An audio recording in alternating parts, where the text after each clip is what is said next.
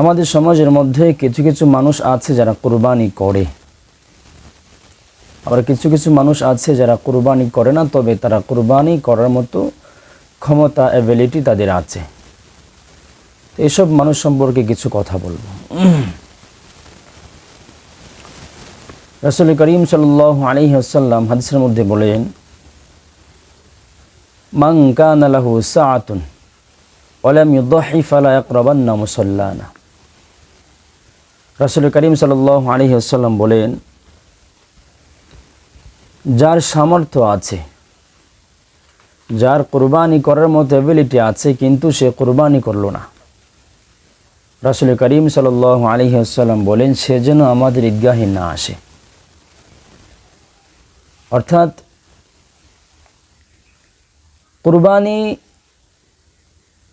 Ability আছে, তারপরও সে কুরবানি করে নাই, রাসূল বলছেন সে যেন ঈদগাহে না আসে। অর্থাৎ এর চাইতে ধিক্কারজনক কথা, এর চাইতে লজ্জাজনক কথা আর কি হতে পারে আমাদের জন্য।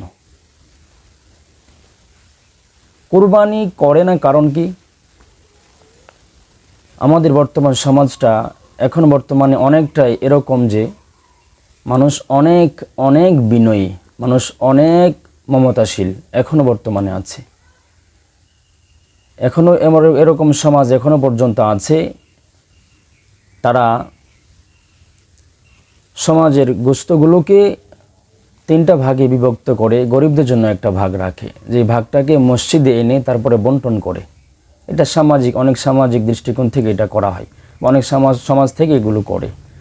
তো দেখা যায় অনেকে চিন্তাধারা হলো যেটাকে কোড বলে, অর্থাৎ সমাজের বন্টনকৃত যে গোশতগুলো আছে সেগুলো মসজিদে এনে যখন বন্টন করে, তারা সেই গোশতগুলো মানুষের বাড়ি বাড়ি পৌঁছিয়ে দেয়।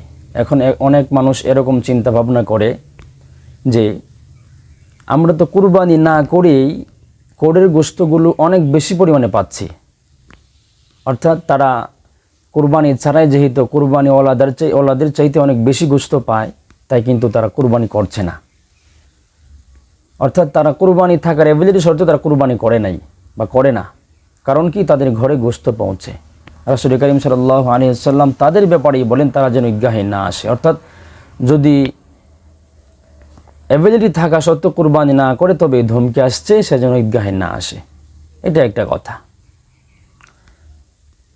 দ্বিতীয়ত আরেকটা বিষয় আপনাদের সামনে খোলাসা করব, সেটা হচ্ছে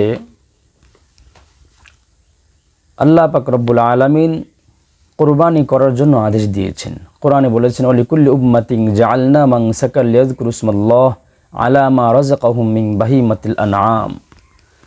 আল্লাহ পাক রব্বুল আলামিন বলেন, আমি প্রত্যেক উম্মতের জন্য কুরবানি নির্ধারণ করেছি, যাতে তারা আল্লাহর দেওয়া চতুষ্পদ জন্তু জবাহ করার সময় আল্লাহর নাম উচ্চারণ করে।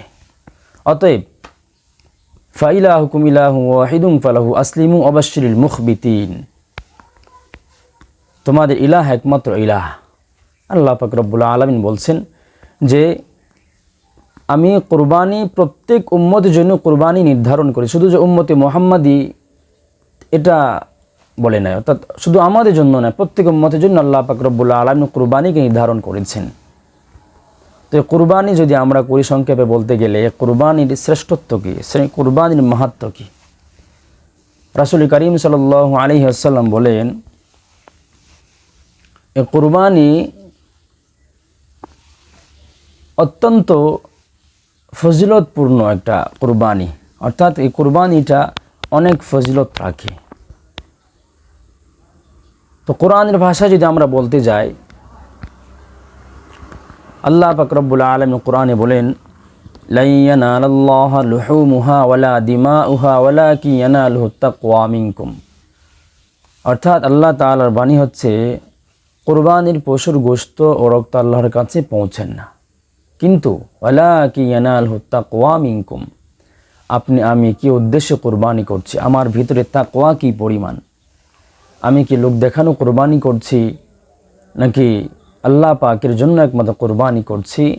আল্লাহ পাক বলেন, ওয়ালাকিন ইয়ানালুহুত তাকওয়া মিনকুম, কিন্তু আল্লাহ তাআলা মানুষের তোমাদের অন্তরের অবস্থা, অন্তরের হালতটা লক্ষ্য করেন, দেখেন যে অন্তরের কি হালত, অর্থাৎ কুরবানি কিসের জন্য করছি।